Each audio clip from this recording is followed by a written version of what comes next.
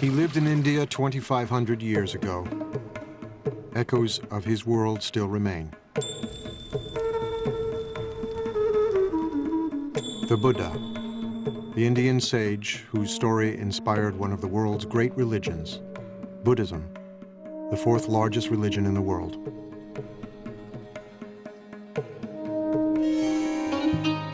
He was the son of a king, a pampered prince who abandoned a life of pleasure to seek enlightenment. Even Buddha himself, in order to get final enlightenment, need hard work. It was an arduous spiritual journey. He was eating 1 grain of rice per day. He was standing on 1 foot. He was sleeping on nails. Meditating under the Bodhi tree, he attained the supreme wisdom. There is no knowledge won without sacrifice. In order to gain anything, you must first lose everything. Next, the Buddha.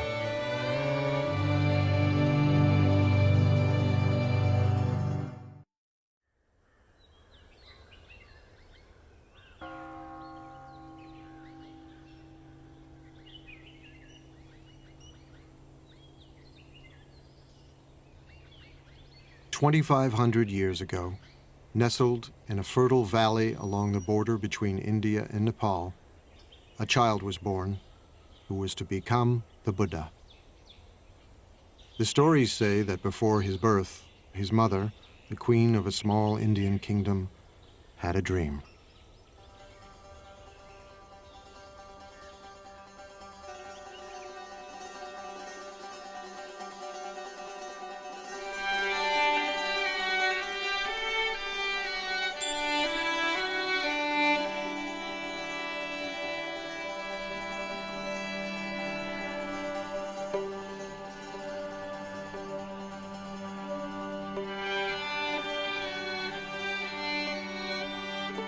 A beautiful white elephant offered the queen a lotus flower and then entered the side of her body.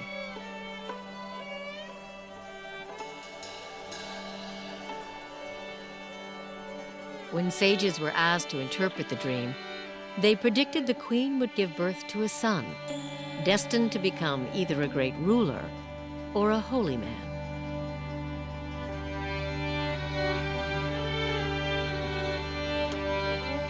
One day, they said, he would either conquer the world or become an enlightened being, the Buddha. People like stories. It is one of the ways we learn.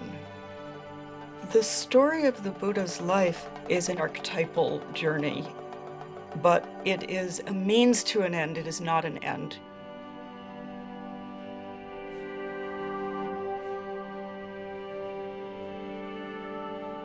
Within 10 months, as a tree lowered a branch to support her, a baby boy was born, emerging from her side.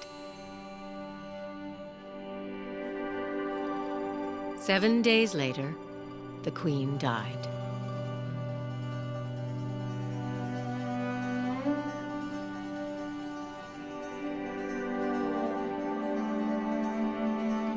The world is filled with pain and sorrow, the Buddha would one day teach.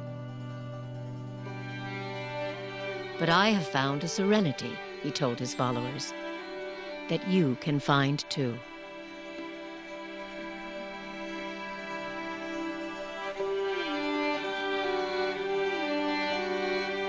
Everybody understands suffering. It's something that we all share with everybody else. It's at once utterly intimate and utterly shared. So Buddha says, that's a place to begin. That's where we begin. No matter what your circumstances, you will end up losing everything you love, you will end up aging, you will end up ill. And the problem is that we need to figure out how to make that all be all right. What he actually said was that life is blissful. There's joy everywhere, only we're closed off to it. His teachings were actually about opening up the joyful or blissful nature of reality. But the bliss and the joy is in the transitoriness. Do you see this glass? I love this glass. It holds the water admirably. When I tap it, it has a lovely ring. When the sun shines on it, it reflects the light beautifully. But when the wind blows and the glass falls off the shelf and breaks, or if my elbow hits it and it falls to the ground, I say, of course. But when I know that the glass is already broken, every minute with it is precious.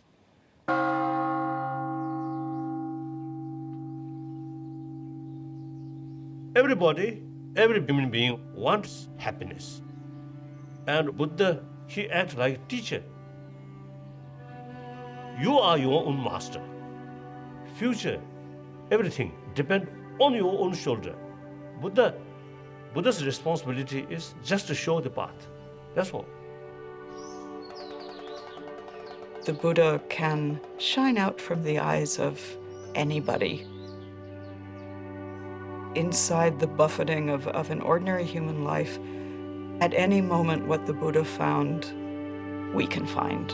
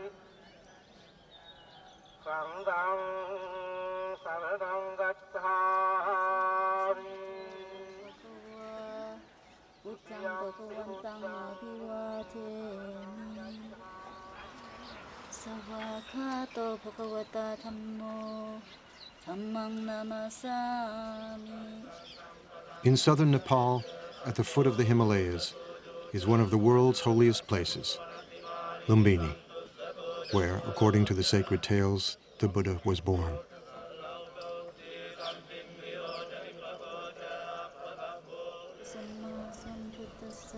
Today, Buddhist pilgrims from all over the world make their way here to be in the presence of the sage whose life story is inseparable from centuries of anecdotes and legends.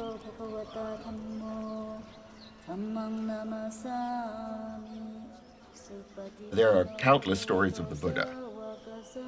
Each tradition, each culture, each time period has their own stories.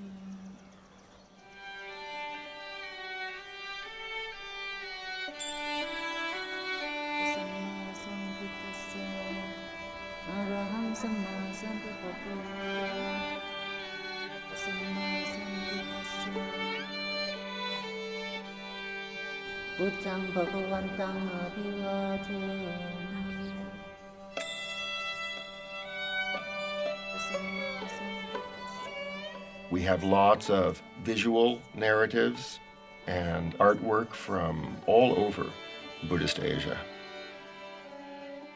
But the first written material, actually, the first biography, say, of the Buddha, really, we don't see that before about 500 years after his death. For the first few centuries, Buddhist narrative was oral.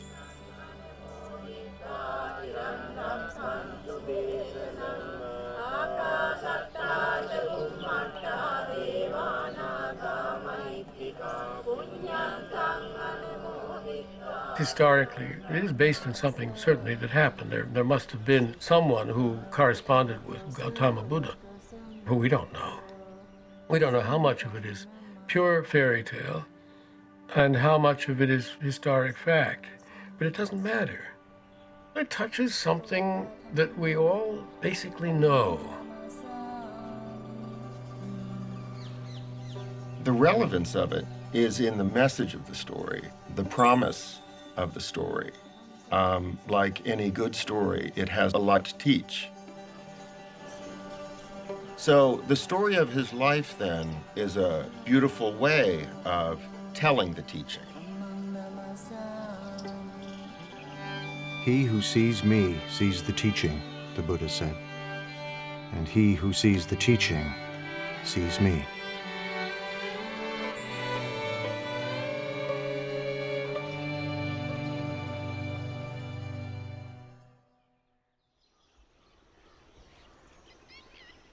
Born some 500 years before the birth of Jesus, the Buddha would grow to manhood in a town vanished long ago. For nearly 3 decades, he would see nothing of the world beyond.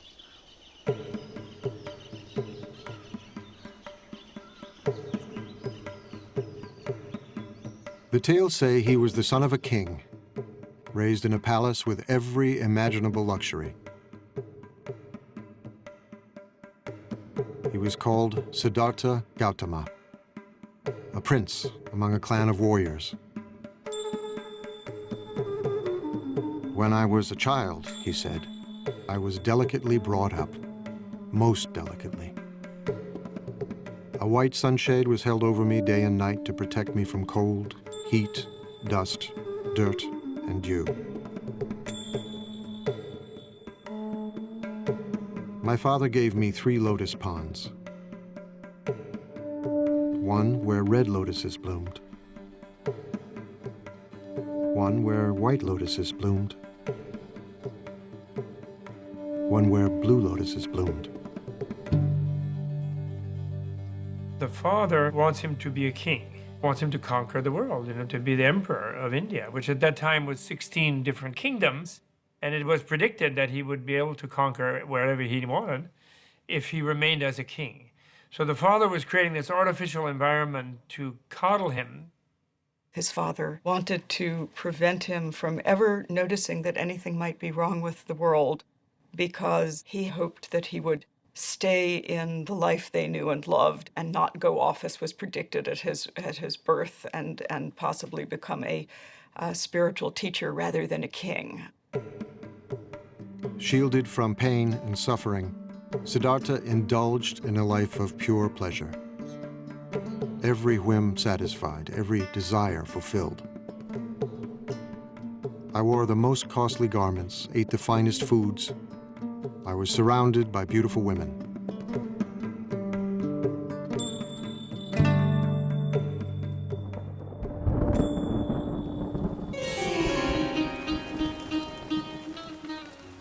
During the rainy season, I stayed in my palace, where I was entertained by musicians and dancing girls. I never even thought of leaving.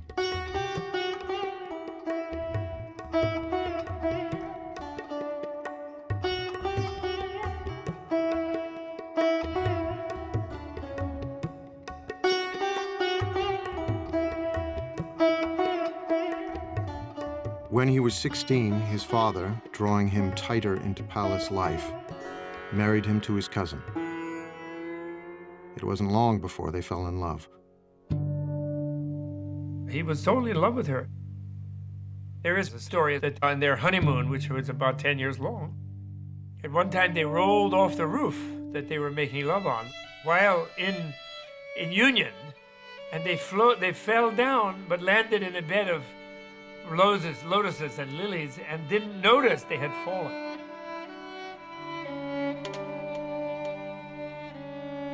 And so, the stories say, he indulged himself for 29 years, until the shimmering bubble of pleasure burst.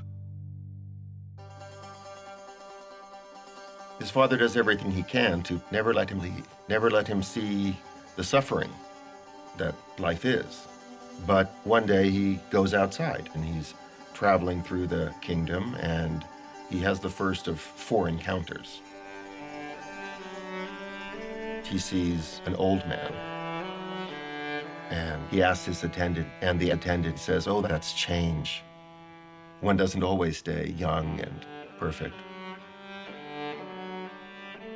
Then on the next tour outside, he sees a sick man and doesn't quite understand what it is. He asks his attendant, and the attendant says, "Oh, that happens to all of us." Everybody gets sick, and don't think you are a prince, you will not get sick. Your father will get sick, your mom will get sick, everybody will become sick. Then he sees that it isn't just the sick person, in fact, it's universal.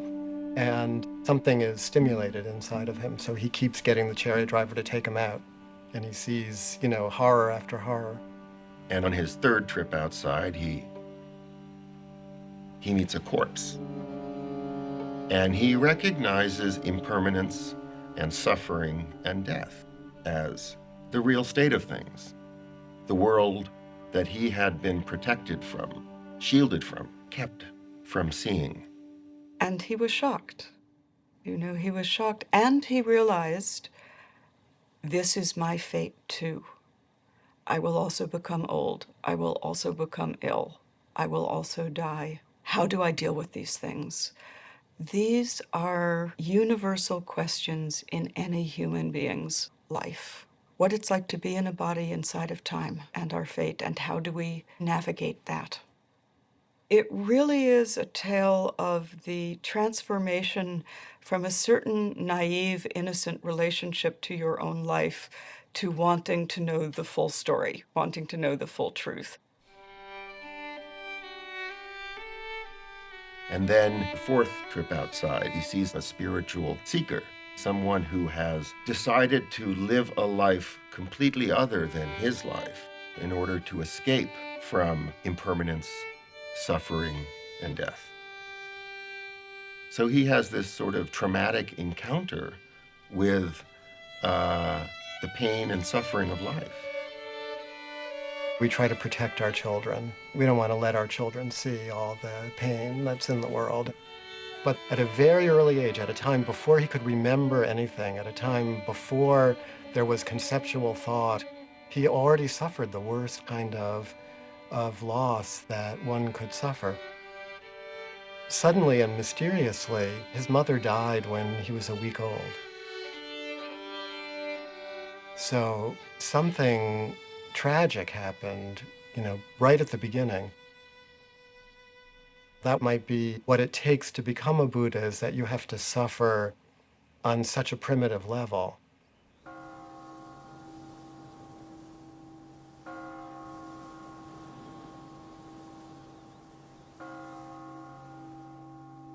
"29 years old, profoundly troubled, Siddhartha was determined to comprehend the nature of suffering. He resolved to leave the palace. His wife had just given birth to a baby boy. Siddhartha called him Rahula, fetter. He names his son Fetter.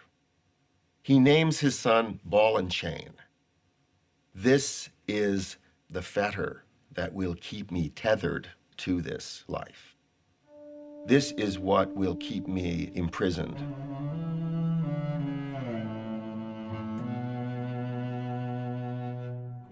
Late one summer evening, Siddhartha went into his wife's room. A lamp of scented oil lit up. His wife lay sleeping on a bed strewn with flowers, cradling their newborn son in her arms. He gazed from the threshold, deep in thought. If I take my wife's hand from my son's head and pick him up and hold him in my arms, it will be painful for me to leave. He turned away and climbed down to the palace courtyard. His beloved horse, Kantaka, was waiting. As he rode toward the city's northern wall, he leapt high into the air. Mara, the tempter god of desire, was waiting. You are destined, Mara told him, to rule a great empire. Go back, and worldly power will be yours.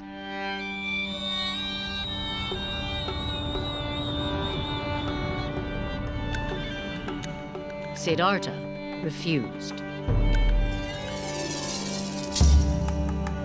He left grief and probably absolute puzzlement and dismay in the hearts of wife, in the infant son who was innocent and yet was suddenly fatherless, and of course his own father.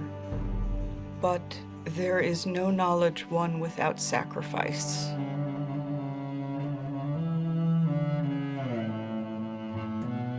And this is one of the hard truths of human existence.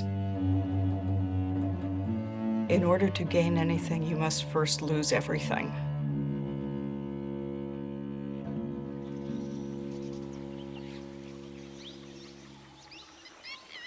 Siddhartha was alone in the world for the first time. On the bank of a nearby river, he drew his sword. Although my father and stepmother were grieving with tears on their faces, he said, I cut off my hair, I put on the yellow robes and went forth from home into homelessness. I had been wounded by the enjoyment of the world, and I had come out longing to obtain peace.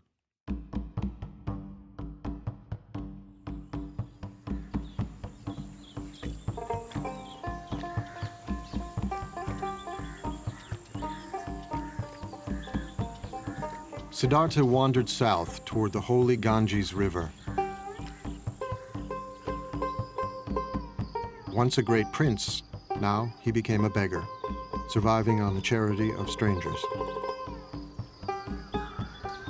He slept on the cold ground in the dark forests of banyan, teak, and sal that covered the northeastern plain, frightening places where wild animals roamed and dangerous spirits were said to live. He's going out to see what there is. He's a seeker. He doesn't have a teaching yet. He doesn't have an understanding yet. He doesn't have an insight yet. He doesn't have a solution yet, but he recognizes the problem.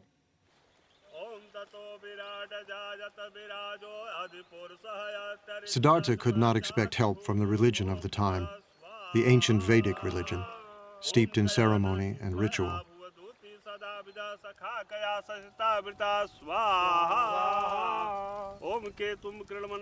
Some of its rituals still live on in ceremonies conducted by Hindu priests who chant Vedic formulas more than 2,500 years old.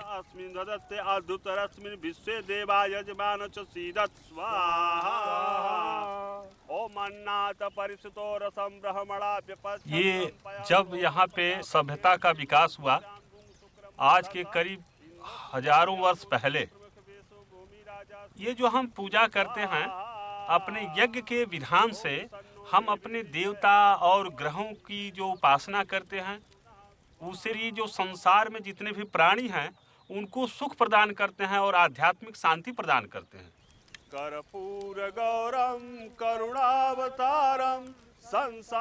For centuries, the Vedic rituals had commanded respect for the gods and inspired conviction. But by Siddhartha's time, the rituals no longer spoke to the spiritual needs of many Indians, leaving a spiritual vacuum and a sense of foreboding. The gods become less important than the rituals themselves. It's a period of great unrest. It's a period of social upheaval, social change. Cities were growing, generating new wealth and spiritual hunger. As one ancient voice cried out in despair, "The oceans have dried up, mountains have crumbled, the pole star is shaken, the earth founders, the gods perish. I'm like a frog in a dry well." A lot of people aren't satisfied with the religion that they grew up in. And when Prince Siddhartha decides to give up his life, he's doing something that lots of other people were doing.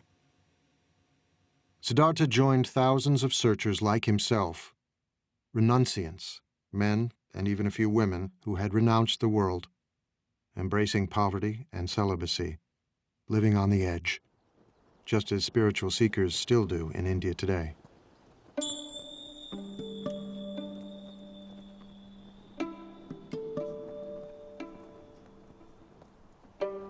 Now, at this time in India, there are lots of renunciants out there.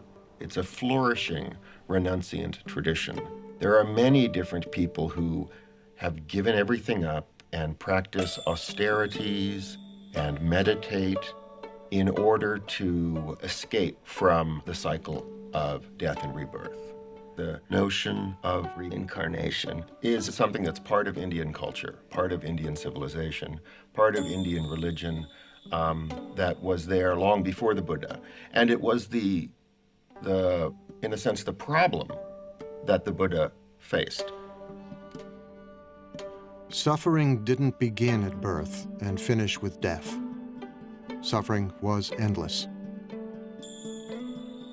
Unless it was possible to find a way out, become enlightened, become a Buddha.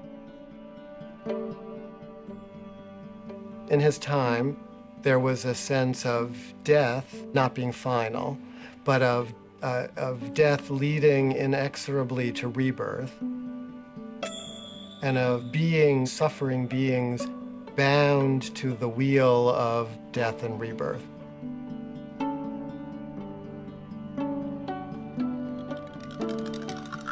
It is said that Siddhartha had lived many lives before this one. As countless animals,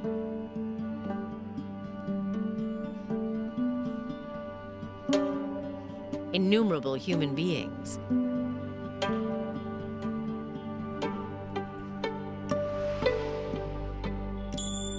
and even gods. Across 4 incalculable ages, the sacred texts say, and many eons, experiencing life in all its different forms.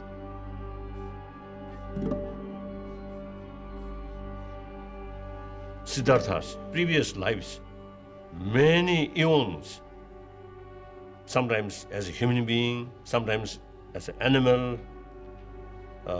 but then gradually, you see his practice becoming more higher and higher and deeper, deeper.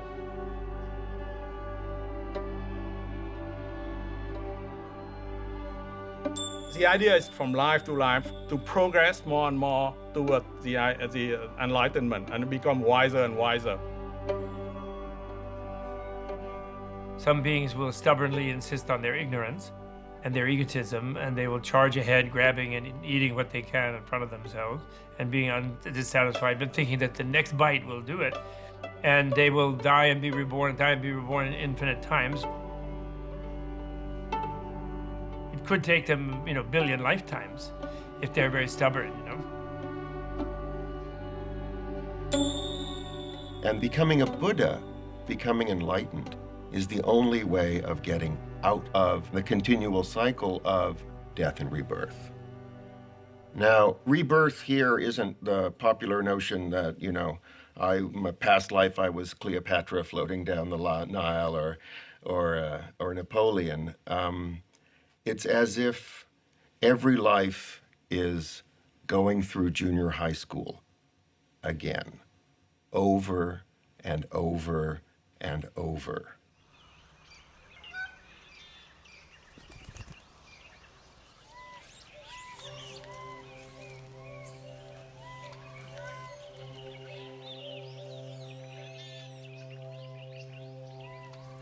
With the authority of the priests worn thin and wisdom seekers like Siddhartha roaming the countryside, holy men emerged, teaching their own spiritual disciplines.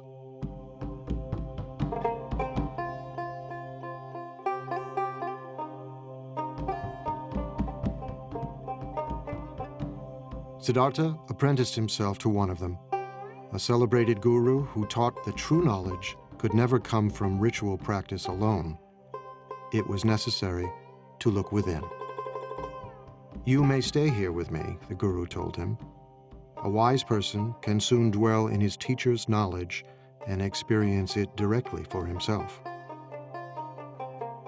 Siddhartha set himself to learn the rigorous practices the guru prescribed. The teachers of the time are already teaching forms of yoga and meditation, teaching that the self-reflective capacity of the mind can be put to use to tame the mind, to tame the passions. That was already established in India. And there were probably so many schools of yoga and meditation in those days, just as there are now.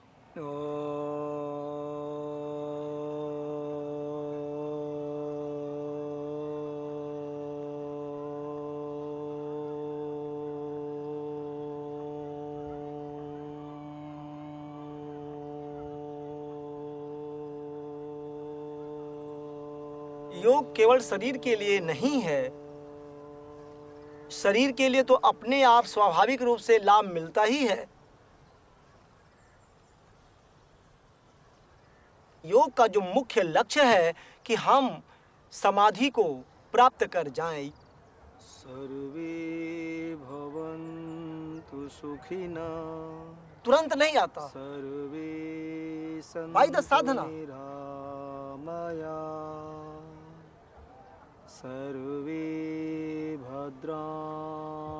Although yoga appears to focus on controlling the body, it is in fact an ancient spiritual discipline, a form of meditation, harnessing the energies of the body to tame the mind.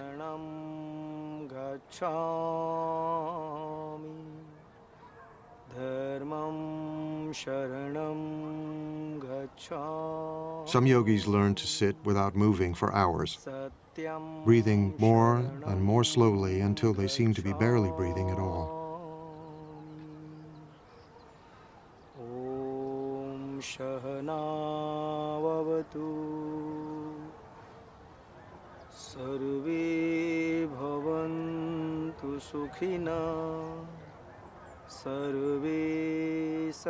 All kinds of trance states are possible through meditation. If you hold the mind, if you concentrate the mind on a single object, be it a word or a candle flame or a sound, it's possible to transport the mind into all kinds of interesting places.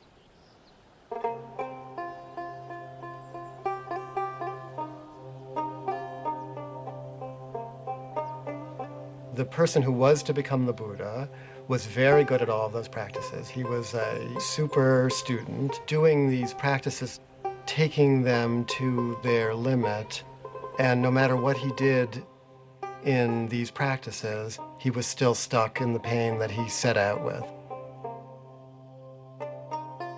He ascends to these very rarefied states of consciousness, but it's not permanent. And it does not bring penetrating truth into the nature of reality. So these become a temporary escape from the problem of existence, but they don't solve the problem.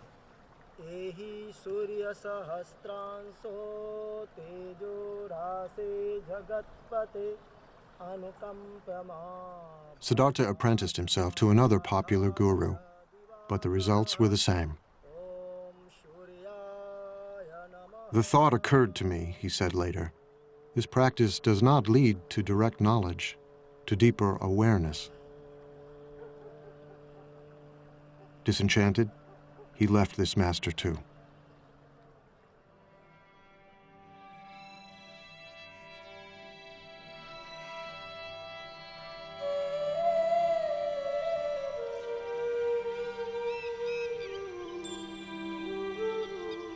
Siddhartha continued to drift south, still searching for the answer to his questions. Why do human beings suffer?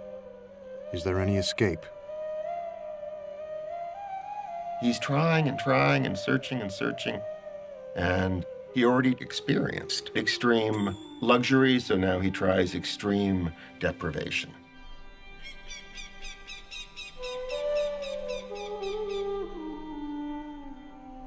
Among the renunciants, asceticism was a common spiritual practice, punishing the body as a way to attain serenity and wisdom.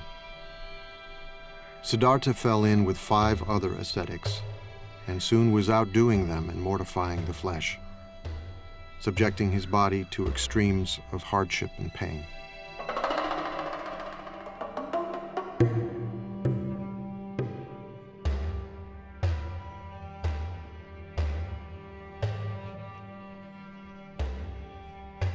The body represents a fundamental problem. Old age brings a decrepitude to the body. Sickness brings pain and suffering to the body. And death is ultimately the cessation of the functioning of the body. So there was a sense that if you could punish the body sufficiently, you could escape its influence. You could transcend some of the limitations that the body seemed to impose. The ascetic pursues the truth by taking the requirements of survival down to the absolute minimum possible. Barely enough food to stay alive, no protection from the elements, no heat. Sit in the cold, sit in the rain, meditate fiercely for all the hours of awakening. The step of renunciation, of shedding everything, of dying, the feeling that one is dying to one's life as it was, is essential to being reborn as someone who sees.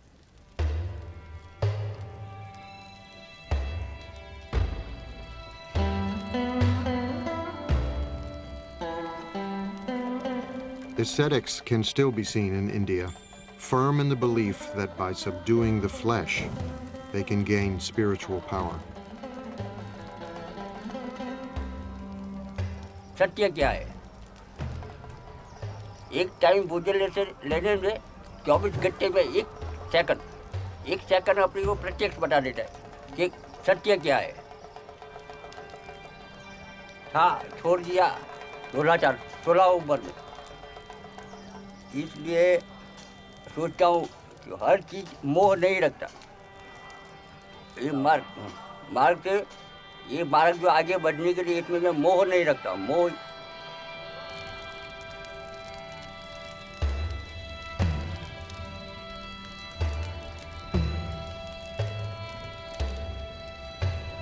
Emaciated, exhausted, Siddhartha punished himself for 6 years, trying to put an end to the cravings that beset him. He tortures himself, trying to destroy anything within himself that he sees as bad. The spiritual traditions of that time said you can be liberated if you eliminate everything that's human, everything that's coarse and vulgar, every bit of anger, every bit of desire. If you wipe that out with force of will, then you can go into some kind of transcendental state.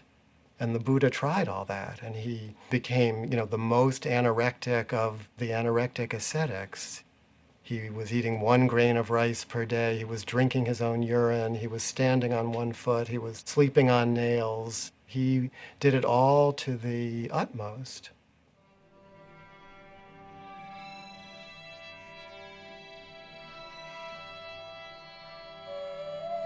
My body slowly became extremely emaciated, Siddhartha said. My limbs became like the jointed segments of vine or bamboo stems. My spine stood out like a string of beads. My ribs jutted out like the jutting rafters of an old abandoned building. The gleam of my eyes appeared to be sunk deep in my eye sockets, like the gleam of water deep in a well.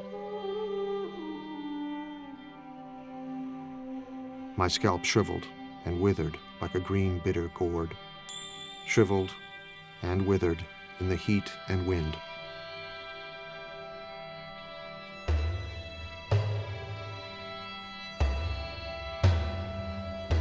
What he was trying to do was pushing his body to the most extreme that he could. But then he realized that from that, he cannot gain what he wants. Trying to torture the body becomes too much. The whole attention is given to the body, nothing else.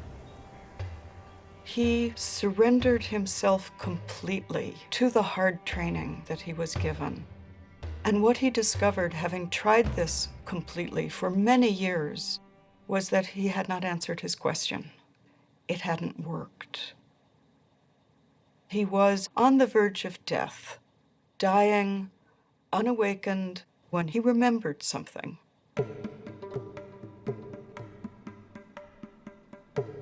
He remembered a day when he was young and sat by the river with his father, and the perfection of the world as it was simply gave itself to him. Years before, when Siddhartha was a small boy, his father, the king, had taken him to a spring planting festival.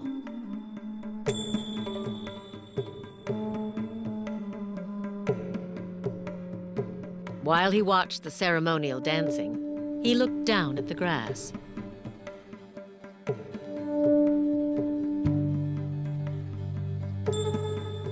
He thought about the insects and their eggs,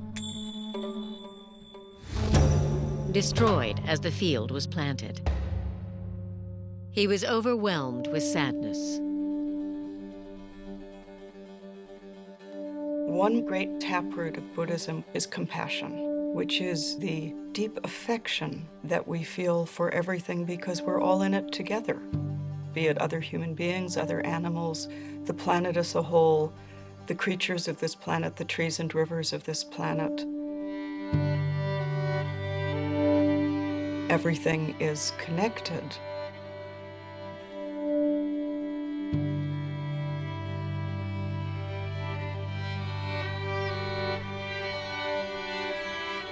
It was a beautiful day. His mind drifted.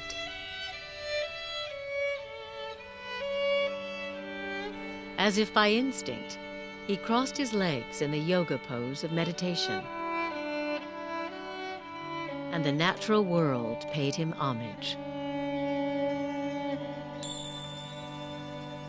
As the sun moved through the sky, the shadows shifted, but the shadow of the rose apple tree where he sat remained still. He felt a sense of pure joy. The joy that he found is in the world that is already broken. It's in this transitory world that we're all a part of.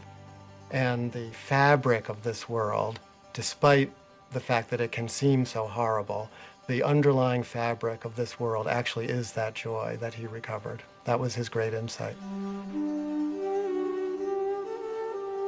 But, he says, I can't sustain a feeling of joy like this if I don't take any food, so I better eat something. And then at that moment, a village maiden mysteriously appears carrying a bowl of rice porridge. And she said to him, "Here, eat."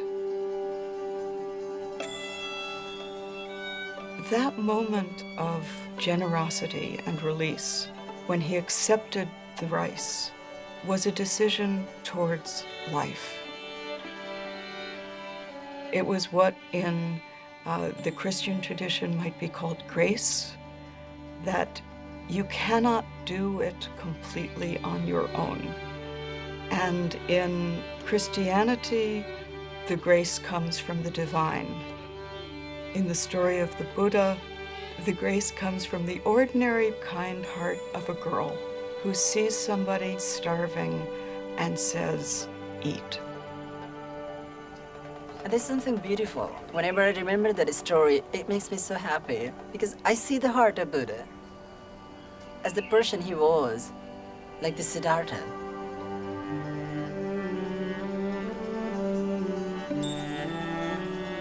This dish was the dish he used to be fed by his stepmother, rice pudding.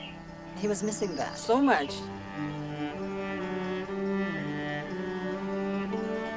And then he remembered maybe further and further, and he remembered about his wife, about his son, and the deepest emotions that he had suppressed. They overpowered. They came up. They were still there. He had a feeling of missing. He had a feeling of seeing his son, and a feeling of being near his loved ones. They were so powerful. Oh, this must have soaked his whole entire being. He was actually an utter failure. He had been clinging to the path of asceticism, and when he took the food, what followed was a return of his original question.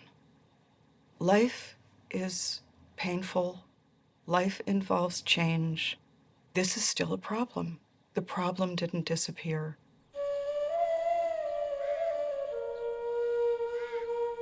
It wasn't long before the ascetics who had been Siddhartha's companions found him eating and turned away in disgust. Siddhartha loves luxury, they said.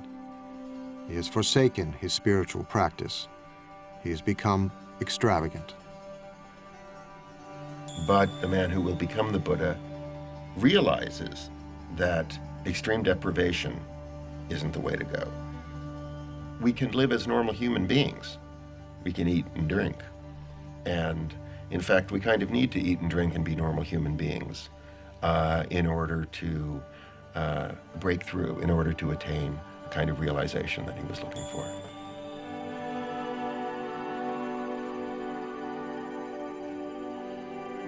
Siddhartha had put his faith in 2 gurus. They hadn't helped him. He had punished his mind and body. That had almost killed him. Now, he knew what he must do. To find the answer to his questions, he would look within and trust himself.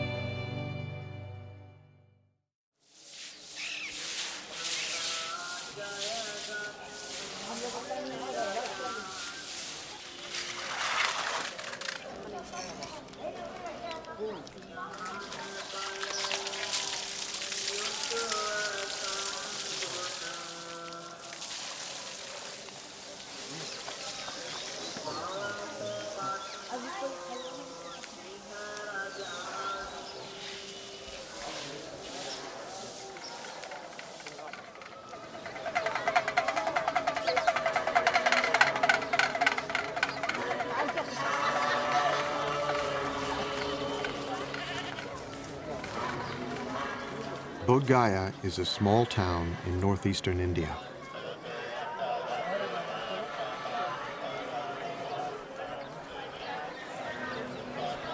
Throngs of pilgrims have come here from all over the world for more than 16 centuries.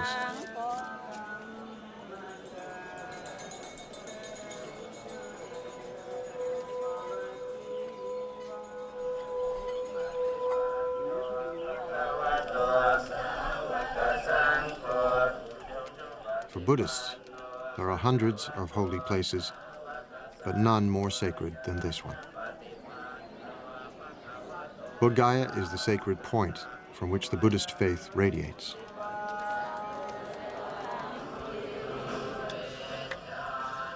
Some pilgrims travel great distances, reciting prayers and prostrating themselves every step of the way.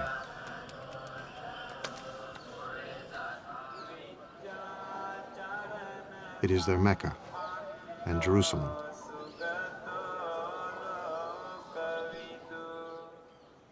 Their Holy of Holies is not the imposing temple beside them, but a simple fig tree, Ficus religiosa, the Bodhi tree. The tree, it is said, is descended from the Buddha's time.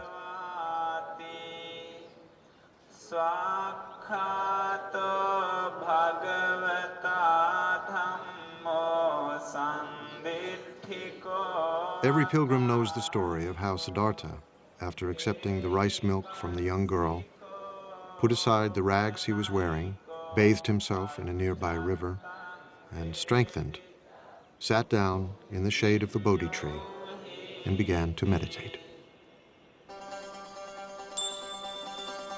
It was springtime. The moon was full. Before the sun would rise, Siddhartha's long search would be over.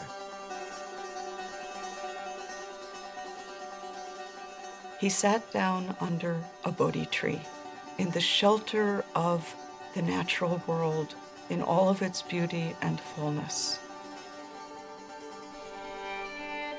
And he said, "I will not move from this place until I have solved my problem.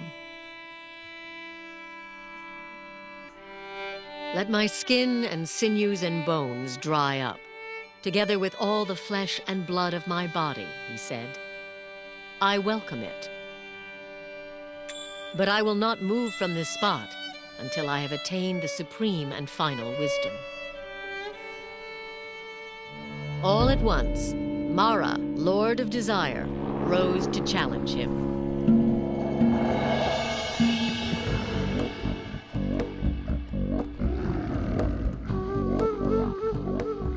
With an army of demons, he attacked.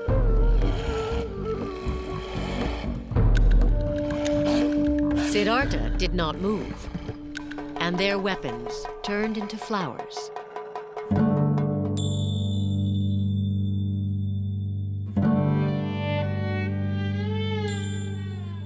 Mara is the ruler of this realm of desire, this world that we all live in. And what he's afraid Siddhartha is going to do when he attains enlightenment and becomes the Buddha is conquer that world. That is, he's going to do away with desire. He's going to wreck the whole game. Mara did not give up. He sent his 3 daughters to seduce him.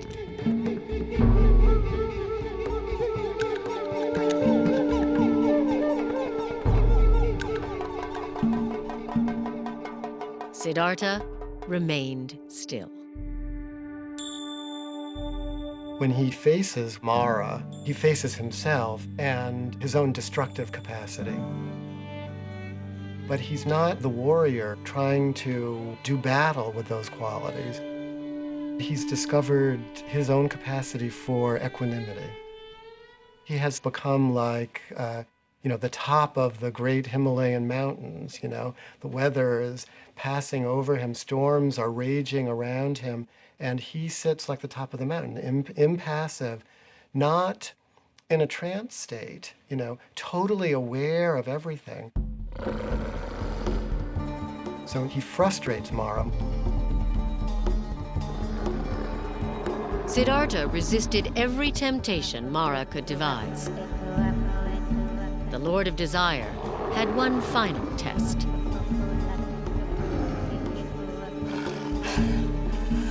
He demanded to know who would testify that Siddhartha was worthy of attaining ultimate wisdom, and his demon army rose up to support him.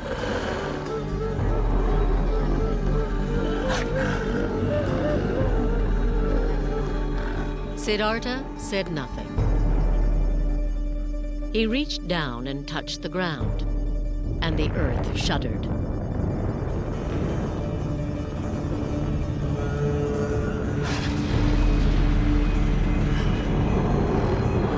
Mara's demons fled.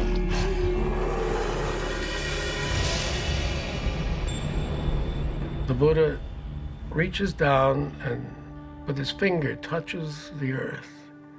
He says, "The earth is my witness." He said, "Mara, you are not the earth is right here, beneath my finger. And the earth is what we're talking about. Accepting the earth, not owning the earth, not possessing the earth, but the earth just as it is, abused and exploited and despised and rejected and plowed and mined, spat on and everything else, it's still the earth, and we owe everything to it."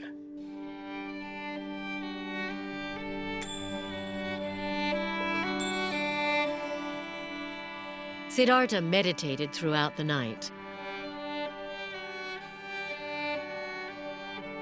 and all his former lives passed before him.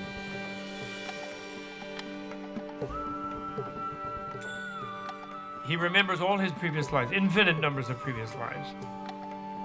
Female and male and every other race and every other being in the vast ocean of life forms.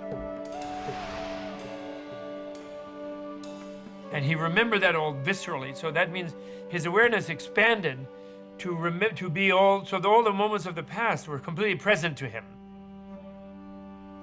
He gains the power to see the process of birth, death, and rebirth that all creatures go through. He's given this sort of cosmic vision of the workings of the entire universe.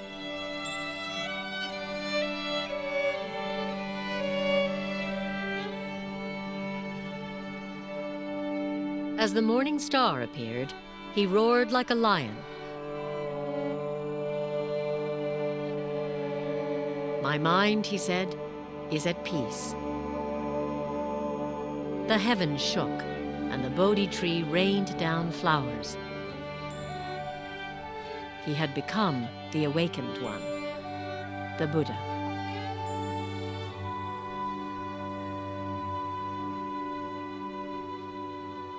Something new opens up for him, which he calls nirvana, or which he calls awakening.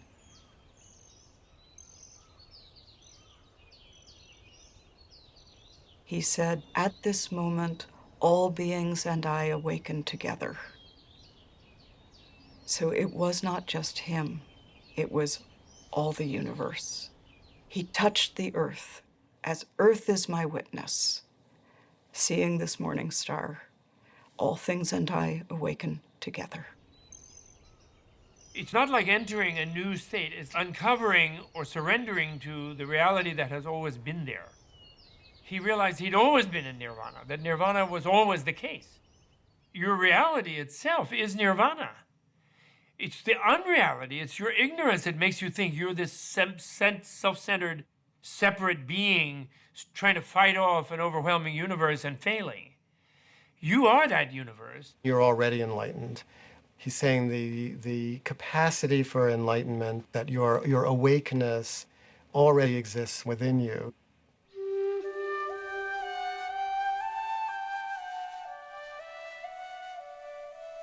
Nirvana is this moment seen directly. There is nowhere else than here. The only gate is now. The only doorway is your own body and mind. There's nowhere to go. There's nothing else to be. There's no destination. It's not something to aim for in the afterlife. It's simply the quality of this moment. Just this, this room where we are. Pay attention to that. Pay attention to who's there. Pay attention to what isn't known there. Pay attention to what is known there. Pay attention to what everyone is thinking and feeling, what you're doing there, and pay attention. Pay attention.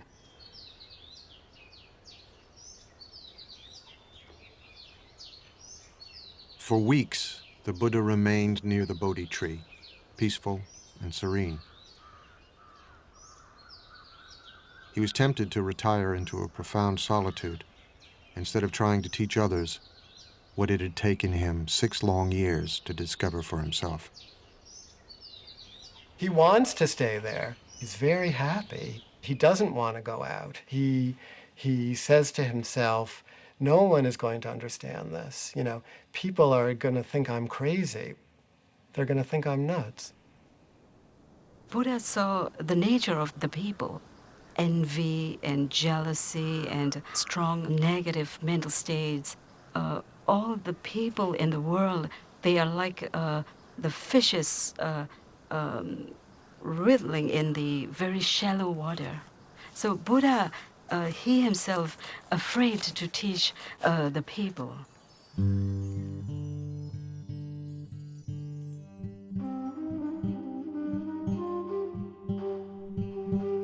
The myth is that God comes to the Buddha. Brahma comes on his knees and says, please, we need you. Why don't you try talking about what you just understood? Because the world needs it. The gods need it and the men need it, you know? People need it. And then Buddha decided to give his teachings. Because of a great compassion. It's not an ordinary compassion.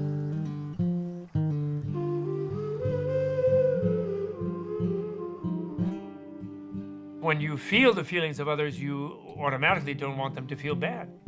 You feel the feeling of your hand, you don't put it in the oven. I mean, you're not being compassionate to your hand, you just feel the pain, so you're not going to put it there. So you feel others' pain, you're going to do your best to help them alleviate it. When somebody becomes enlightened, something blooms in his heart. It's like a flower blooms and it cannot hold the fragrance. It has to naturally release. So it's like he naturally had to release his radiance. He has to share this joy that was in his heart. 35 years old, the Buddha would devote the rest of his life to bringing his teachings, the Dharma, the fundamental laws of all things, into the world. But as he had feared, it would not be easy. As he set off to share what he had learned, he met a wandering ascetic. "Who is your guru?" the ascetic asked him. The Buddha said he had no guru, that he had attained enlightenment on his own. "It may be so," the ascetic said, and walked away. On his first attempt to teach, the Buddha had failed. Buddha meets someone who doesn't see anything special about him, because the awakened Buddha doesn't look any different from anybody else. He is ordinary. Buddhism is not about being special. Buddhism is about being ordinary. And it is not about the continual exudation of bliss. It is about walking a normal human life with normal human beings, doing normal human things. And this reminds you that you yourself might be a Buddha at this moment. The person you're looking at might be one. It's an interesting practice. Just each person you see as you walk down the street, Buddha, Buddha, Buddha, Buddha, Buddha.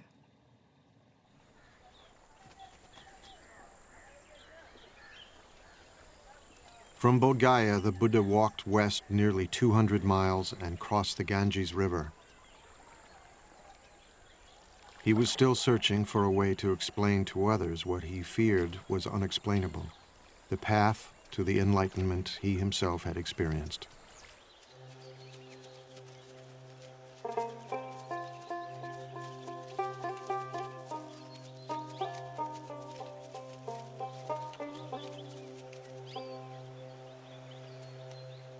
In a deer park in Sarnath, not far from the Ganges, he would try again. His 5 former companions were still practicing the austerities he himself had abandoned. From far off they saw me coming, and on seeing me, made a pact with one another, the Buddha recalled.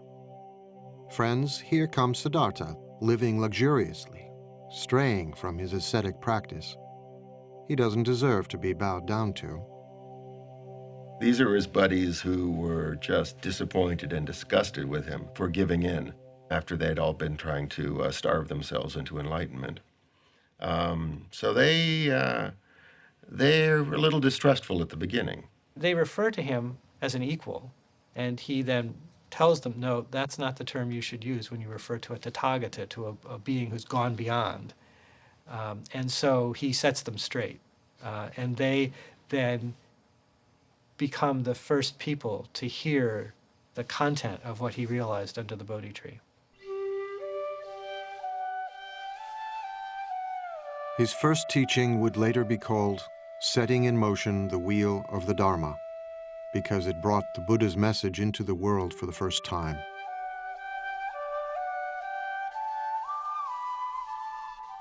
He did not propound a dogma. Instead, he spoke from his own experience, out of his own heart. He had known the abandon of the sensualist and the rigors of the ascetic.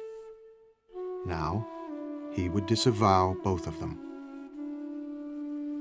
The Buddha said, I've discovered a new way, and it's not the path of asceticism, and it's not the path of sensory indulgence. It's the middle way. What the Buddha was always doing was saying everything needs to be balanced. So, the middle way was always balancing between, excesses on this side, excesses on the other side.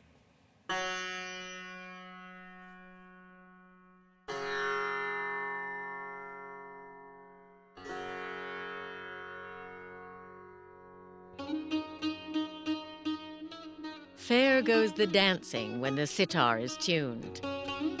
Tune us the sitar, neither high nor low. And we will dance away the hearts of men.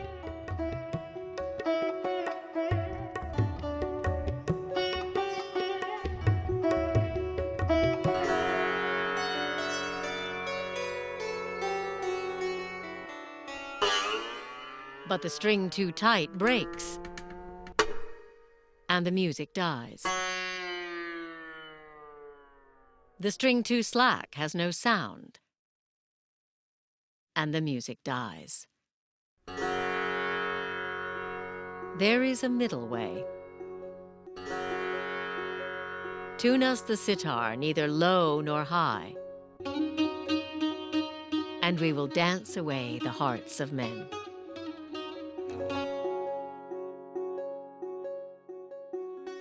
The path to enlightenment lay along the middle way, the Buddha taught, and the ascetics listened. Now he would answer the question that 6 years before had provoked his spiritual journey, the question of suffering. Buddhists don't have a creation story. There is no creator deity. It's not really of interest. It's not an issue. What's of interest is the problem of human suffering and the solution to human suffering. Pretty much everything else, right, is beside the point. The Buddha's analysis of suffering came in the form of what have come to be called the Four Noble Truths. There is no commandments or anything. The first noble truth is that there is suffering in this world. Generally, this suffering has been mistranslated. Suffering is not entirely accurate to the word that the Buddha probably used. It means something closer to dissatisfaction, that, we're never quite happy, and if we are, that's gone in an instant anyhow. And he says that this suffering, this unsatisfactoriness, doesn't arise by itself. It has causes. Our own mind causes it.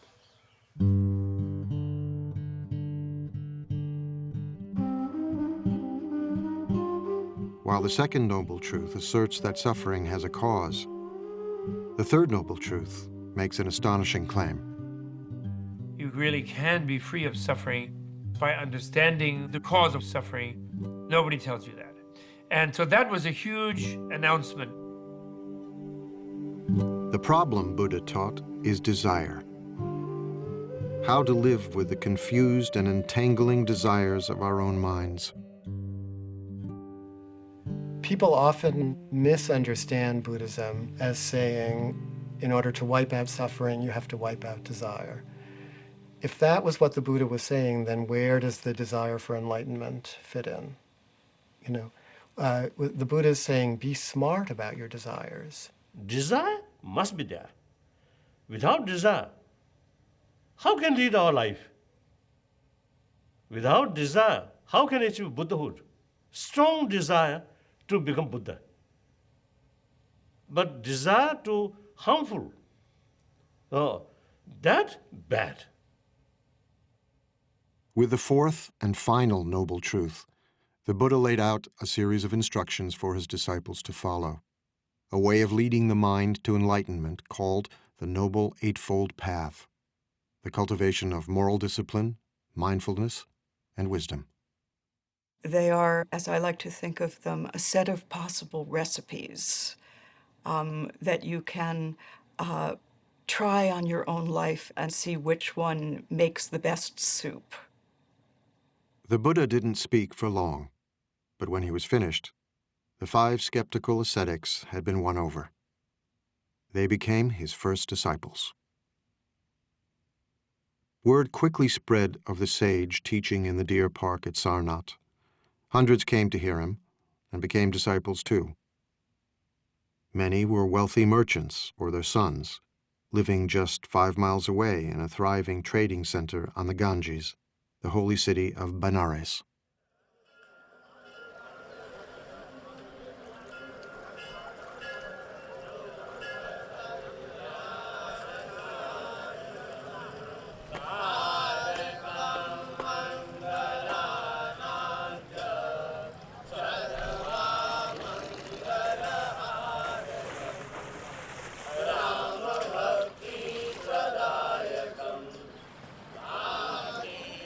Today, Benares is the most sacred city in all of India, as it has been for millennia.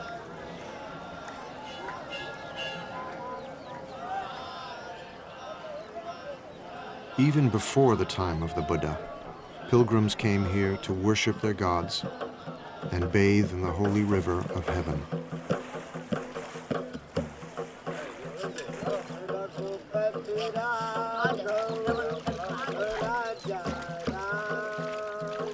You see people purifying themselves, bathing in the Ganges. You see priests performing rituals.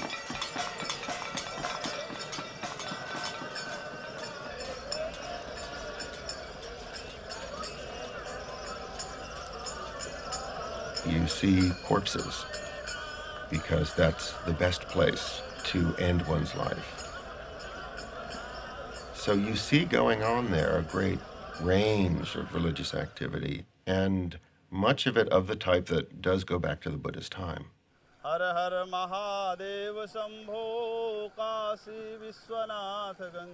Many of today's sacred ceremonies on the Ganges echo the ancient practices of the Vedic priests, the Brahmins.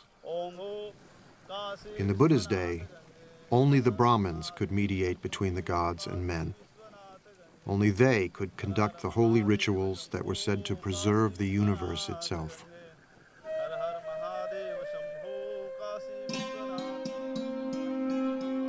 The Brahmin priests stood at the pinnacle of a rigid social hierarchy, a sacred system of caste. Beneath them were the warriors, the caste to which the Buddha belonged. Below them were farmers. At the bottom were the servants, and still lower, outcasts. Those social groups are not merely social conventions, but rather they're hardwired into the nature of the universe. You're supposed to stay in that group, and the survival of society depends upon your continuing to perform the function associated with that social status. Caste was irrelevant to the Buddha. So were priestly rituals to preserve the universe. His teachings focused on the universe within. The Buddha said you could be from any caste. What makes you noble is if you understand reality. You know, if you're a good person, if you're a wise person, then you're noble.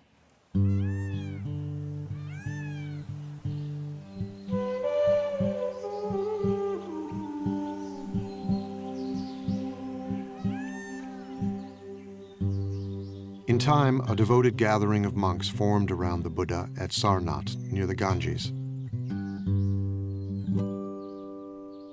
Broken stones and fallen pillars mark what remains of what grew to be a vibrant monastic community, the Sangha.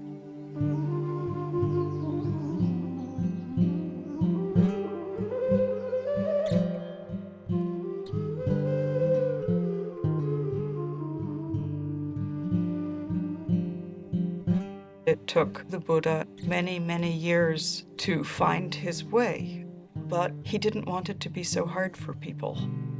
And so he established a community who could live together and help one another.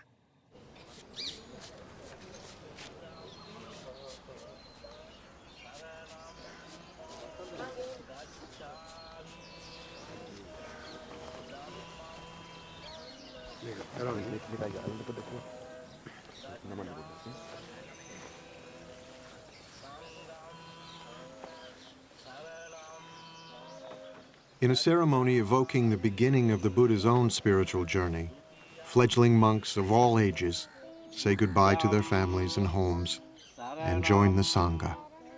Gacchami dutiyampi dhammam saranam gacchami. I go to the refuge of the Buddha, I go to the refuge of the Dhamma, and I go to the refuge of the Sangha. Sanghang Saranang Gacchami. The Sangha is an embodiment of Buddha's experiential wisdom. What happens if people practice this thing? Are they truly happy or not? Are they joyful or not? So I think Buddha wanted to also leave a perfect example of his teaching, an alive teaching, a teaching that walks, a teaching that can talk, a teaching that can laugh. So I would say Sangha is just like a living example of Buddha's teaching.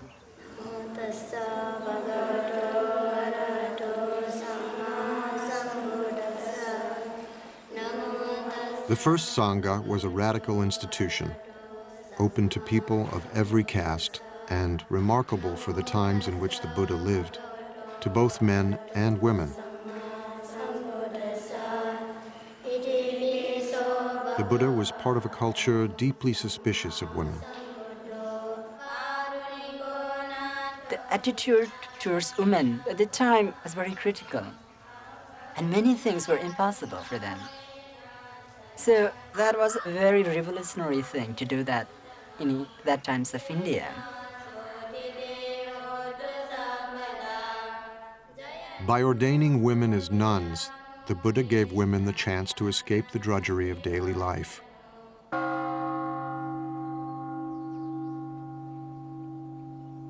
Life was so hard for most women that entering the Sangha was a liberation, as we know from their ecstatic, heart-rending poems.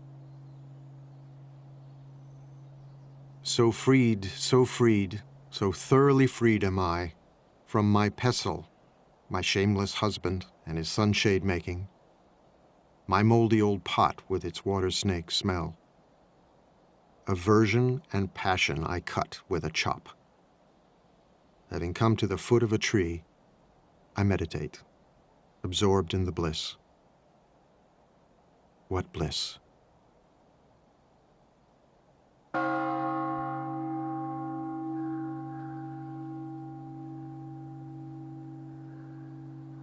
Bliss, nirvana, the Buddha taught, could be found in the fleeting moment through the practice of meditation.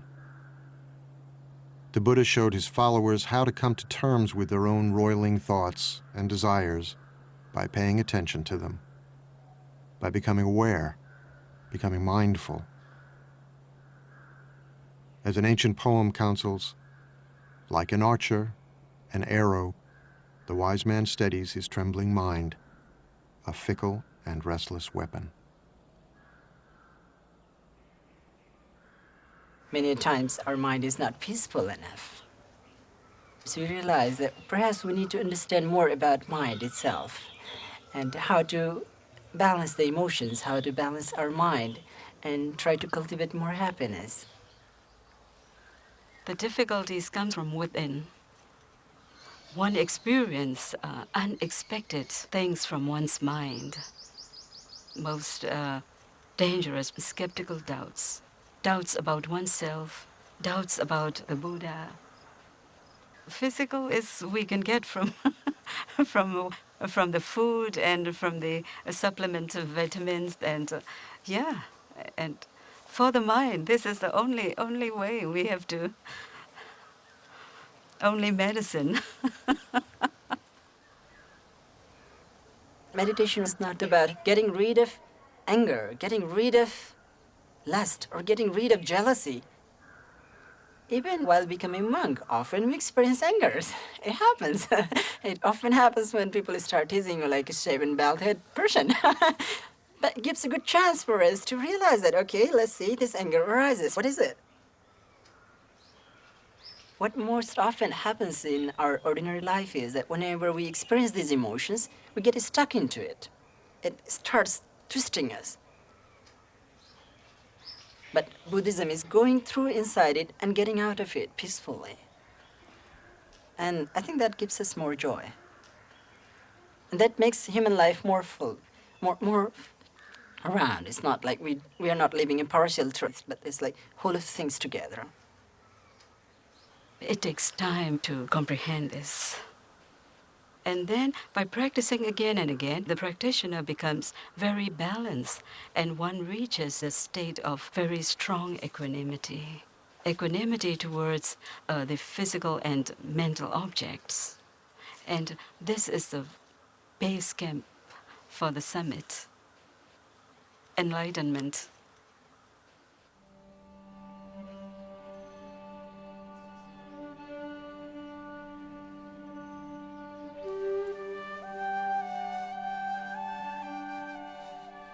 After washing my feet, a disciple said, I watched the water going down the drain.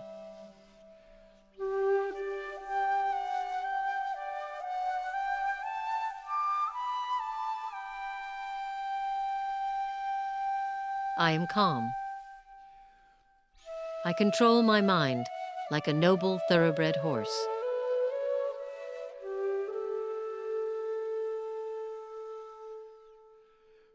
Taking a lamp, I enter my cell. Thinking of sleep, I sit on my bed. I touch the wick, the lamp goes out. Nirvana. My mind is freed.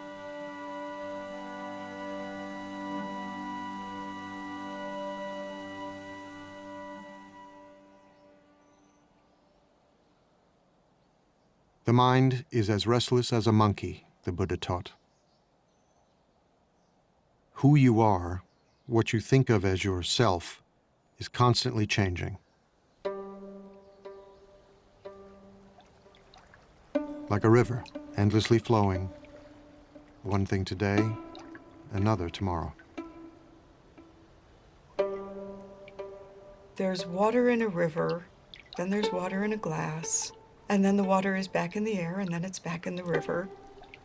The water's there, but what is it? That's a way to think about the self in Buddhism. One moment you're angry, the next moment you're laughing. Who are you?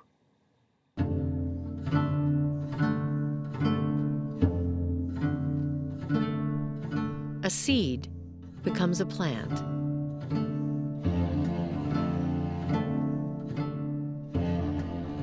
Wisps of grass are spun into a rope.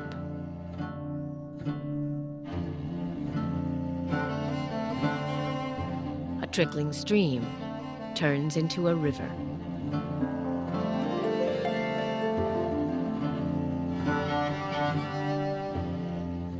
The self comes and the self goes.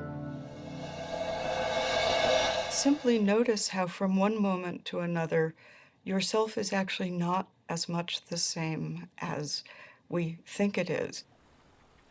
What the Buddha realizes is that if we can get rid of this fundamental misunderstanding of the nature of the self based on egotism, we won't cling to things, we won't screw up everything we do because we're thinking about it in the wrong way. Once you stop centering your feelings about your feelings on yourself, what naturally arises is simple compassion. Compassion for your own suffering, compassion for the suffering of others. Even the most abstract of the Buddha's teachings had a practical, ethical dimension. Compassion, the Buddha taught, comes from understanding impermanence, transience, flow, how one thing passes into another, how everything and everyone is connected. When this is, that is. From the arising of this comes the arising of that. When this isn't, that isn't. From the cessation of this comes the cessation of that.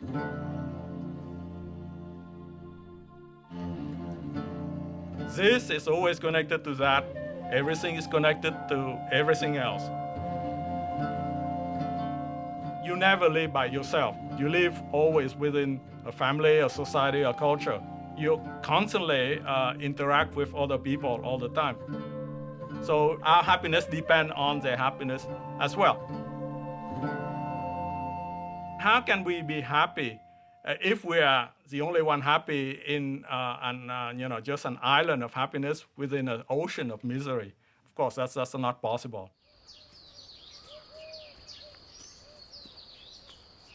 Compassion stirred the Buddha to send his monks out into the community. Sworn to chastity and poverty, they wandered the roads, bringing the Buddha's teachings into the world.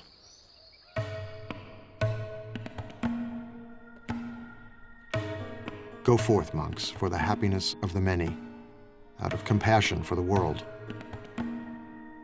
There are beings whose eyes have little dust on them, who will perish if they do not hear the teaching. But if they hear the teaching, they will gain liberation. The monks exist by begging. We think of begging as kind of a bad thing. Begging in this tradition is a good thing. It's a sign of spiritual purity. You're not allowed to beg tomorrow's lunch today. Only today's lunch. Then you can't eat from noon until dawn the next day. Then you have to go out and get another lunch. And then in exchange for lunch, you give a lecture. Unless they say we don't want to hear about it, then you don't. But that's the only thing but that forces you to interact with the lay community. And if you're not serving them, if you're not doing something useful for them, they won't put anything in your bowl, and that will be the end of your community.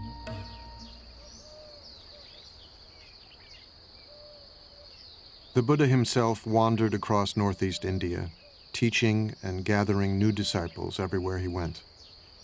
You didn't have to become a monk or a nun to become a Buddhist. The Buddha's teachings were for everyone.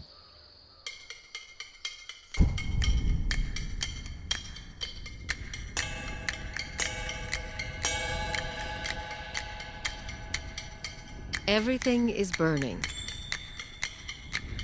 What is burning?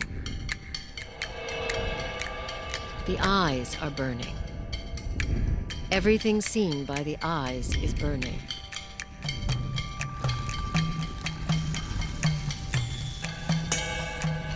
The ears are burning. What is burning? Everything heard by the ears is burning.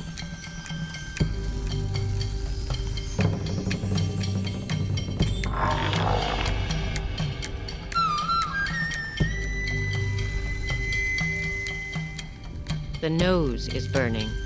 Smells are ablaze. The tongue is burning. Tastes are ablaze. The body is burning. The mind is burning. We're on fire. We may not know it, but we're on fire, and we have to put that fire out. We're burning with desire, right? We're burning with craving. Everything about us is out of control. The Buddha goes on to talk about the three poisons: greed and anger and ignorance, and how the three poisons are what is making the fire. And the way out of doing this is not to deny the three poisons, but to recognize that if you turn them round, you come to their opposites. Instead of greed, you have generosity. Instead of anger, you have compassion. And instead of ignorance, you have wisdom.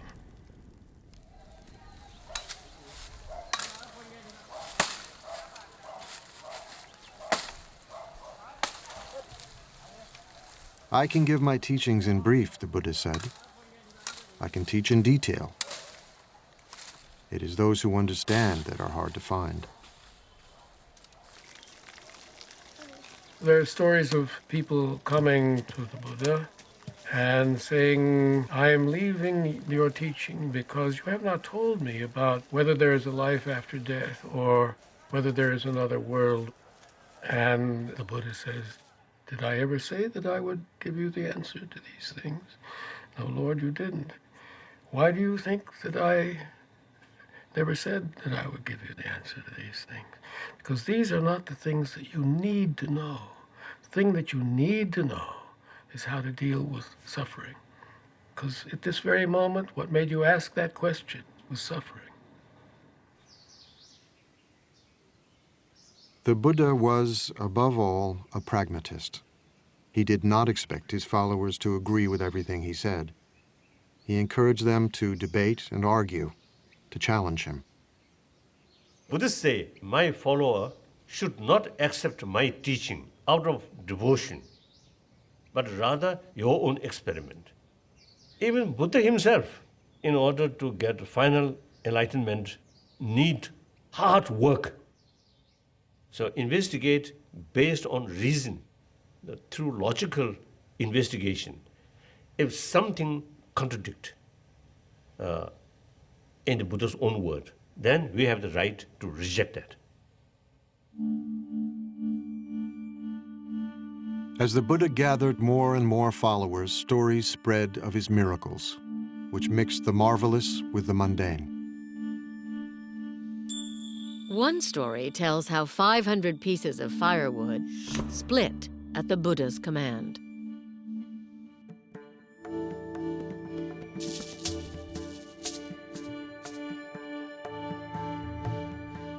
In another, a mad elephant charged wildly down the street, forcing everyone to flee.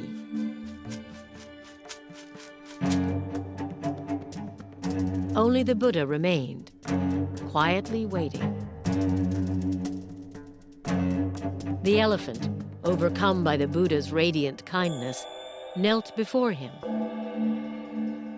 and the Buddha patted his leathery trunk. What is the meaning of miracle? Miracle is something unexpected. I think 100 years ago, jumbo jets or some of these really computers or these, I think in their eye, this is something miracle. Because miracle is something cannot understand. So now, I think within this century, we may find some new ideas or new facts. So far, we spend all our energy and time for research on matter, not internal world. This skull, small space, but a lot of mysterious things still there. The great field of knowledge is as tiny as the Earth is in the universe. I mean, it's a speck. And the universe is what we don't know. And it will always be that way. However much we find out, it will still be that way. Because the unknown is vastly, it's unspeakably greater than anything we will ever know.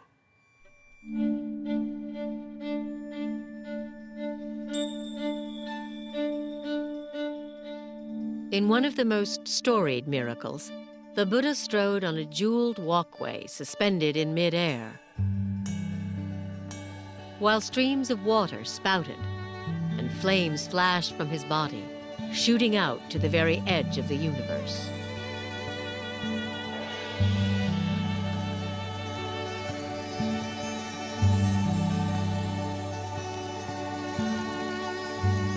And as the Buddha sat on a lotus flower giving his teachings, he replicated himself, filling the sky with multitudes of Buddhas for all to see and wonder.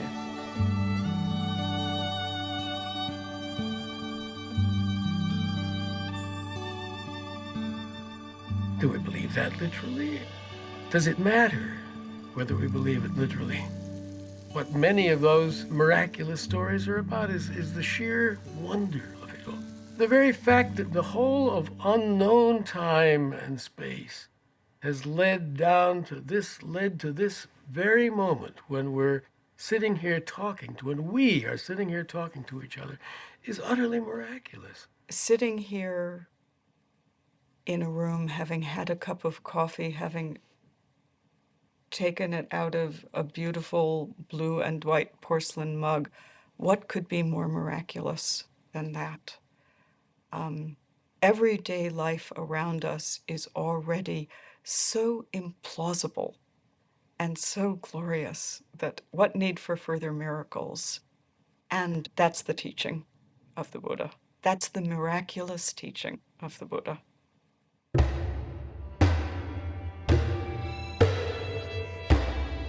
Violence, the Buddha taught, always leads to more violence. To the slayer comes a slayer. To the conqueror comes a conqueror. He who plunders is plundered in turn. War was endemic in the Buddha's age, ravaging northeast India again and again.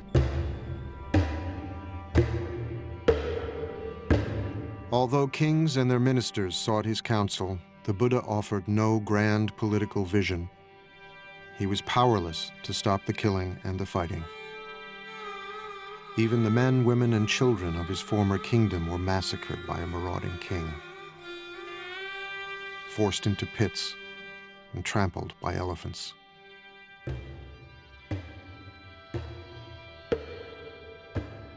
It was said that the Buddha received the news in silence. Hundreds of them killed. So that day, Buddha was sad. Buddha's human being. So he acted like a human being. So sometimes you see, he also, they fail. He failed to perform miracle. The Buddha failed, but we as the Buddha fail constantly. And part of our suffering is our failure, our recognition of our failure. Buddhism doesn't argue with reality. There will always be both the potential for awakening in any moment and the potential for incredible damage at any moment. And if we fool ourselves into thinking we're past that, we will do incredible damage. Change, the Buddha said, must come from within. The Buddha starts always with the mind and talks about the violence in the mind and says that violence in the world is a result of violence in the mind. A tree lives on its roots.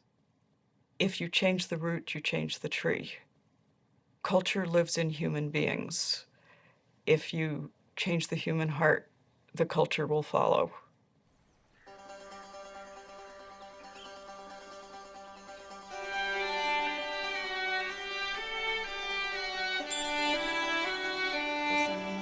For decades, the Buddha shared his teachings all across northeastern India. Let all beings be happy, he taught, weak or strong, great or small.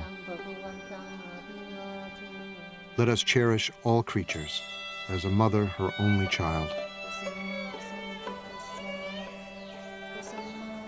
Barefoot in his robes, he was still walking the roads when he was 80, but old age was upon him. His back hurt, his stomach was often in pain. I am old, worn out, he told a trusted disciple, like a dilapidated cart held together with thin straps. The world is so sweet, he said, that he could understand wanting to live for at least another century. But he was frail and exhausted.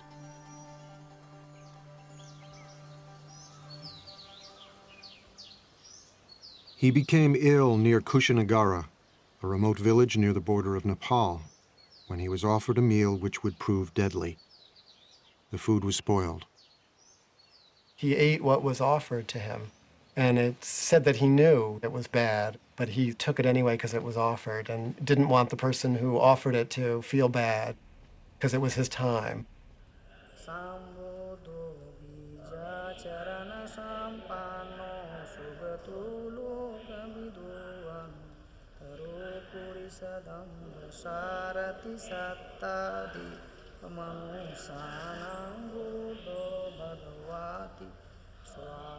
Today, Kushinagara is revered by pilgrims as the place where the Buddha finally left the world.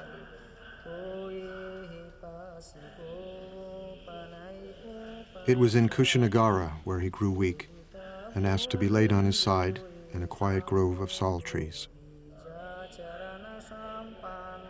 As he neared the end, his disciples began to weep, stricken with grief.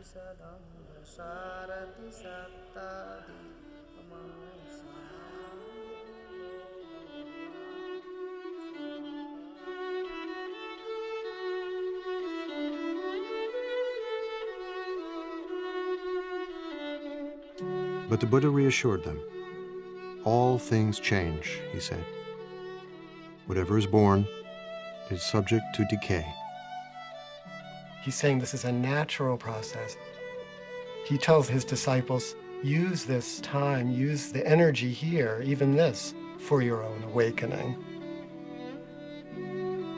So he used even his own death and their sadness as a time to remind them of what their real task was.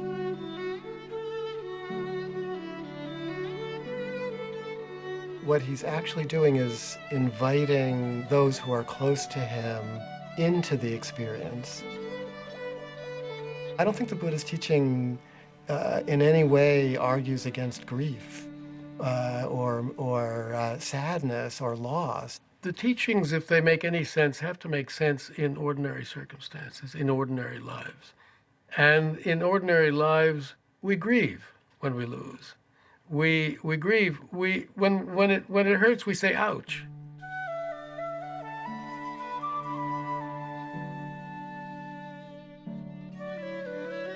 Buddhism is trying to look at things the way they are, the way it is, just as it is. It hurts. This is life. This is our life. And our relation to life involves losing it, too. You don't get beyond these things. You don't get beyond them. It's all right to feel what human beings feel. And we are not supposed to turn into rocks or trees when we practice Buddhism. Buddhas laugh, cry, dance, feel ecstasy, probably even feel despair. It is how we know the world. It is how we live inside of our hearts and not dissociated from them. The Buddha had always been saying goodbye. Now he prepared to leave the earth forever. He would never be reborn, never die again. It may be that after I'm gone, the Buddha told his disciples, that some of you will think, now we have no teacher. But that is not how you should see it. Let the Dharma and the discipline that I have taught you be your teacher. All individual things pass away. Strive on, untiringly. These were the Buddha's last words.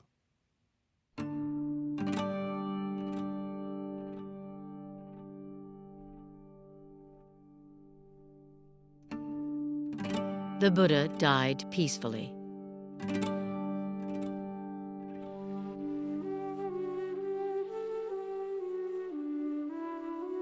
His head was pointed to the north, his face to the west.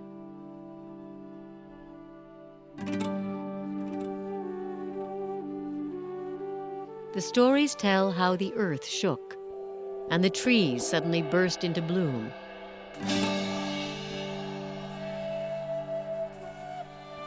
Their petals falling gently on his still body, falling out of reverence.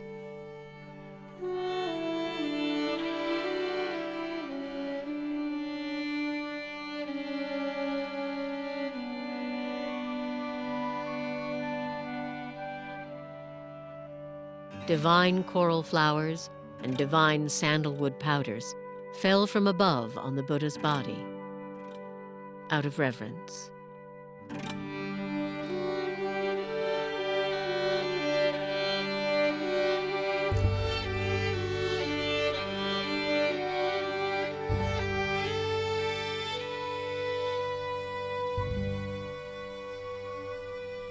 His disciples were quite upset. What are we going to do without our teacher? We will be lost without our teacher. But his instruction was so simple and so clear. I am not your light. I am not your authority. You've been with me a long time now. Be your own light.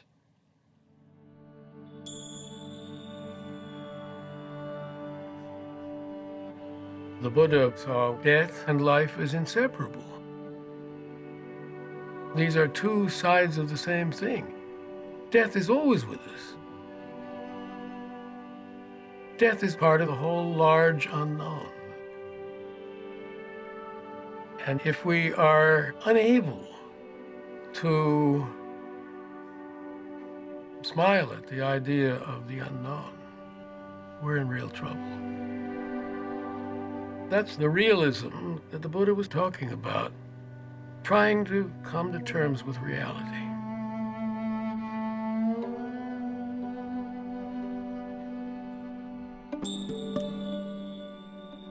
When he was 29 and still Prince Siddhartha, the Buddha had left his wife, child, and family to try and understand the nature of suffering.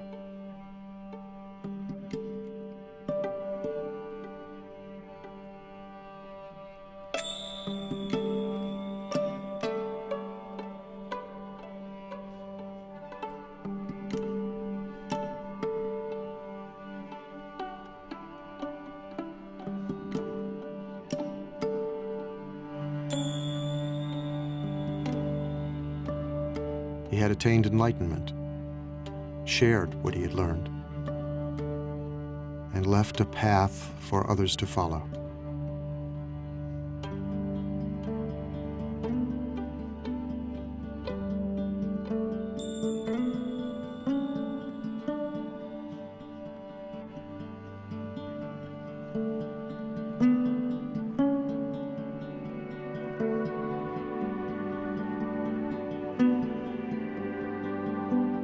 Now he was gone. But before he died, he had asked his followers to remember him by making pilgrimage to the place of his death, to where he gave his first teachings,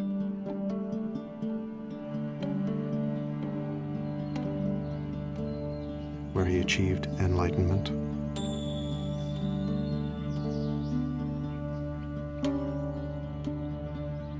and where he was born.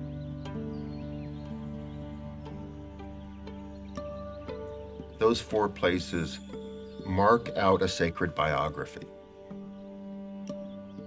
And in tracing that pilgrimage route, you are learning the story of that life.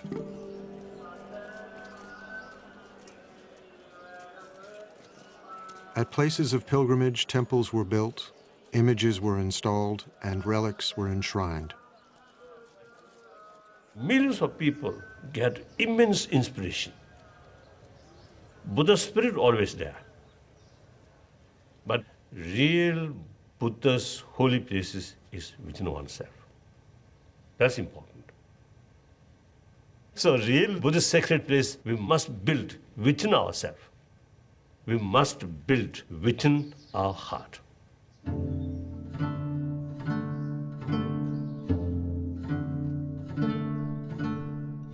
Although the Buddha had predicted that his teachings, like everything else, would in time disappear, Buddhism flourished in India for 1,500 years. Spread into Sri Lanka, Central and Southeast Asia, Tibet, China, Korea, Japan, and in the 20th century, to Europe and the Americas, adapting different forms and shapes wherever it took root, attracting many millions of men and women who practiced the Buddha's teachings both within and outside the monastic community.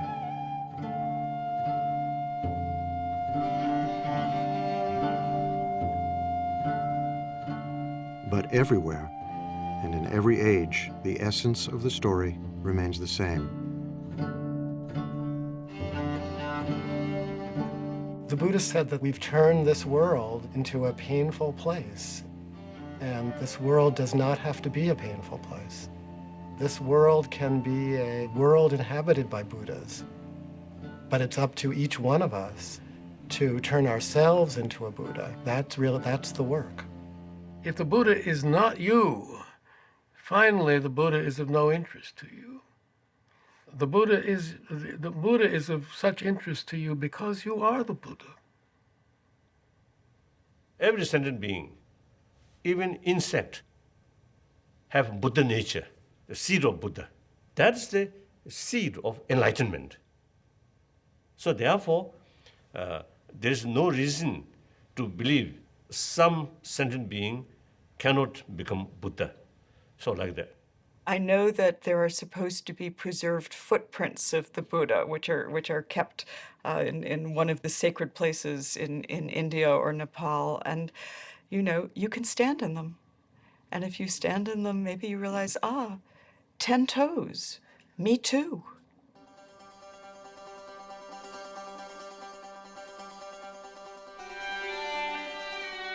There is a story of a Brahmin who one day found the Buddha under a tree, calmly meditating. The Buddha's mind was still. He radiated such power and strength that the Brahmin was reminded of a tusker elephant.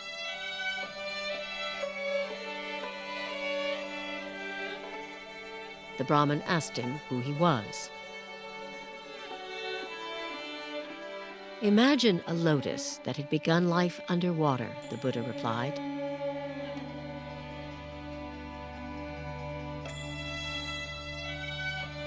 But grew and rose above the surface until it stood free.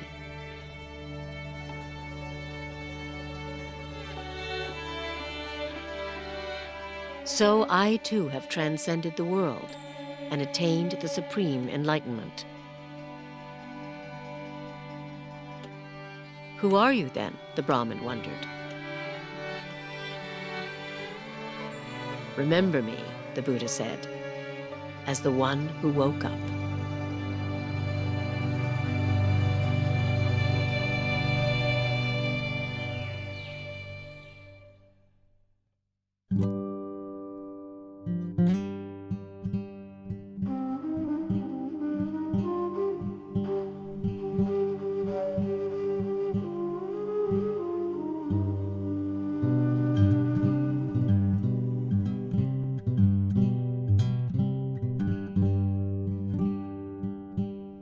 There's more about the story of the Buddha and his legacy online. Explore the Buddha's teachings, the practice of meditation, and watch additional interviews. All this and more at pbs.org. The Buddha is available on Blu-ray and DVD.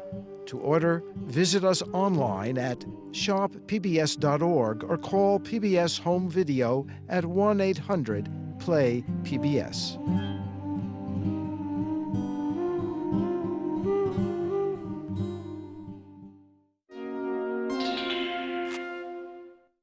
Major funding for this program provided by the National Endowment for the Humanities, because democracy demands wisdom.